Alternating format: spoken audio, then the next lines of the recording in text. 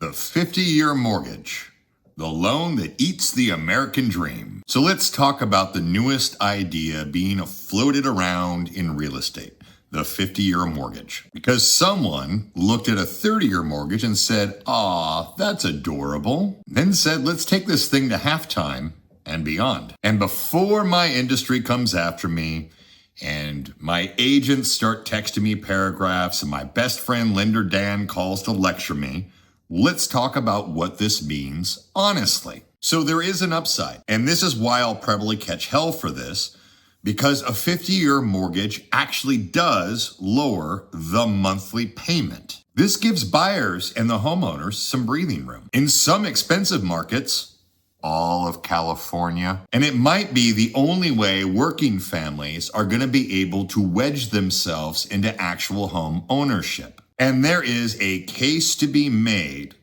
that even with the 50-year loan, it is worth owning something as opposed to renting forever.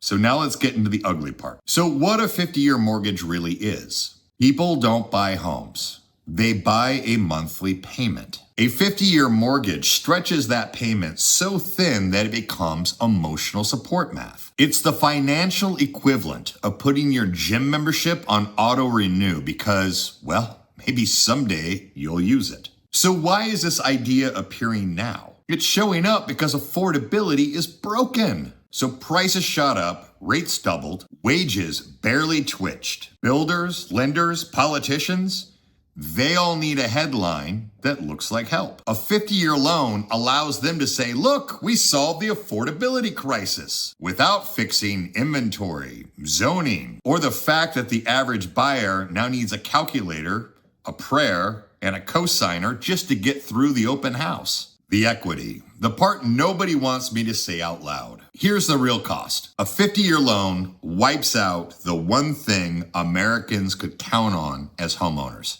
equity. The faster you pay down the principal, the faster you build wealth. But when the loan term doubles, equity growth becomes glacier. And that leads to something we are already seeing today. And that's people in their 60s, 65, that are selling their big 2-story homes and finally downsizing into older, smaller, easier to maintain single-story homes, but are now carrying brand new 30-year mortgages on that new purchase that won't retire when they do. So a 50-year mortgage takes this current trend and it cements it into the future. The typical first-time buyer in America is over 40 years old. That used to be the age they traded up into their dream home. Today, that's the age where they're getting the keys to their first-time entry-level home. Now, imagine pairing a 50-year loan with that timeline. You're paying it off at 90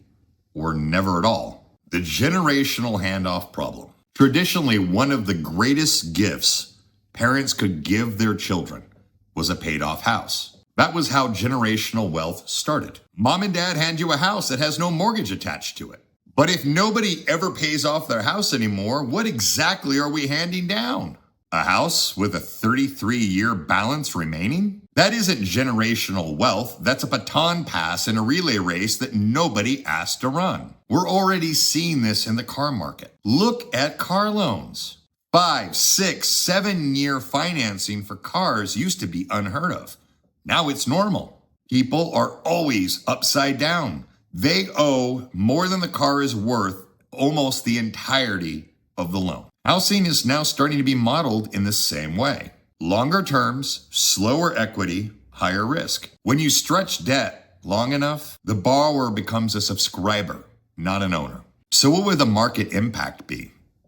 This is one part nobody in real estate wants to admit. Stretching loan terms increases borrowing power, which fuels bidding wars, which forces the next buyer into the same long-term debt. It props up inflated pricing while giving the illusion of affordability. It's not fixing the market. It's stabilizing the dysfunction. So what would actually fix housing? If we're serious about fixing affordability, it's not that complicated. It's just hard to do. We need more inventory, We need zoning reforms, less corporate hoarding of single-family homes, infrastructure that actually matches high-density approvals, and an economic structure that doesn't require a time machine in order to buy a home. So yes, there's an upside to a 50-year mortgage. Absolutely. For some people, it may be the only path to ever owning anything at all. But at the same time, it slows down generational wealth, stretches debt beyond most of our lifetimes, and normalizes a world where nobody ever owns their home free and clear. A 50-year mortgage doesn't just change the payment. It changes the story of home ownership itself. And the American dream was never supposed to come with a loan term that outlives the dreamer.